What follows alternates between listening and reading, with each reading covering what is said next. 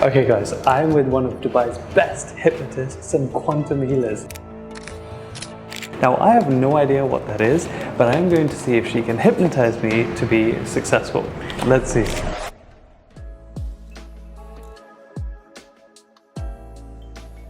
I am really curious to see how there is a possibility for this person to rewire my brain, potentially even make me more successful. Is that even a possibility? Can someone even hack your brain in a way that you potentially can't? I put a person to certain state, and we verbally go back past childhood period. We find the root where it happened, and I change it into the correct image. So as I went into her office, I was shown around. She showed me her office and where she does her practices. I mean, this lady has so many awards, and instantly that put me at a huge degree of ease, because I was like, okay, I know this person's legit. But the fact is that on the wall itself, there is countless accolades. And I was like, okay, she is clearly a master in this game, clearly very experienced, and I'm genuinely excited to see what she does. I then did something risky. I then asked Margo point blank, look, can you help me become more successful through hypnosis? And she was like, yeah, because there are intricacies and really weird ways that the body and mind work in a way that we don't conventionally understand through our conscious mind, right? And so when I asked her, I was like, hey, can you actually become more successful through hypnosis? The answer was yes. Right, yes, it's possible. Okay. What I do, I remove blockages inside of their subconscious mind. We don't allow us to earn more, to be successful, to get more what we deserve in real, and most of the cases we follow our parents' patterns. Because she knew a hack on how to make people more successful by relieving them of some of the trauma or some of the problems that they have carried within themselves. So what hypnosis does is, or what she described as quantum healing, is basically this method whereby she is able to identify what those things are and clear them. You're emotional and fearful of love person, okay? And you are not enough. You haven't expressed emotion, it's here. Right.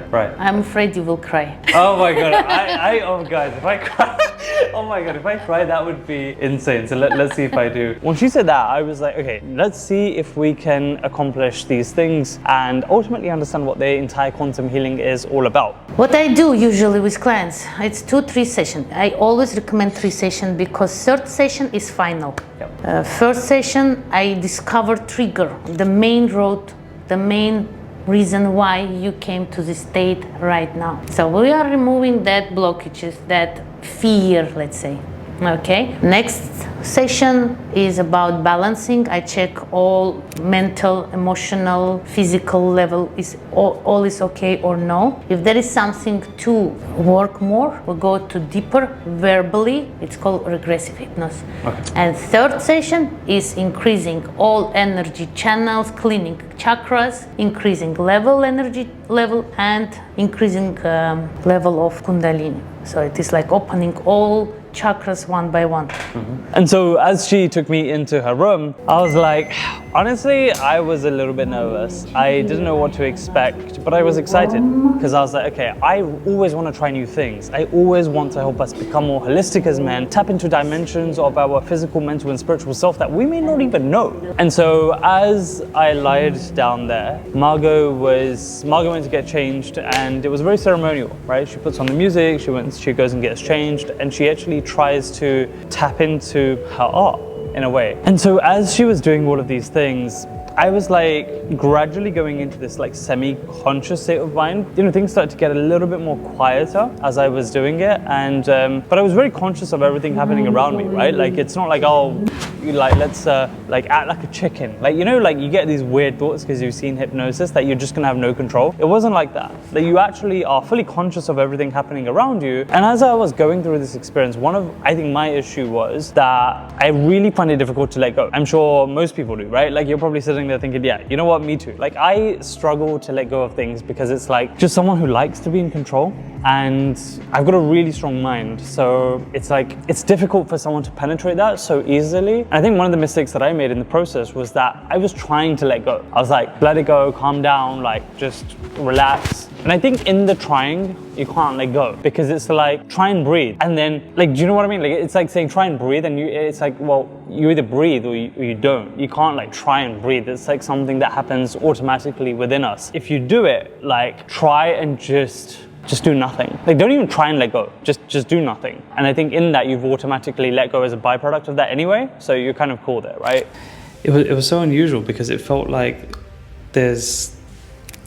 you were actually observing what was in the subconscious mind, but in a way where that was brought more to the forefront of your thoughts, you know? So yeah, it was so difficult to explain, but I think these were some of the experiences. And that's why I am excited to continue 1 or 2 more sessions to see, like, all right, this really changed the game for me, and this is why. And it's not often in the moment that we can see how things benefit you, and it's not often, sometimes you don't even realize the benefit that it has on you. And so part of the journey of being a holistic man is to experience things that men conventionally don't do. It's to experiment with new ideas, new methodologies, new arts, new sciences, new cultures, new wisdom, new anything, new spiritual techniques and activities, because through the experimentation, we iterate, we gain information, and we're able to ultimately use what works. And even if 1% work in all of this, even if just genuinely one of these things work, it's worth it. And it's worth it because now you have context and perspective and awareness and understanding and intelligence of all of these beautiful sciences around the world that people just don't understand. And so with that being said, the whole journey was incredible. And thank you to Margo and her team. I will be back for sure to really put this to the test in the next sessions when I completely let go. But until then, guys, stay tuned for the next episode, because I promise you it is going to be sick.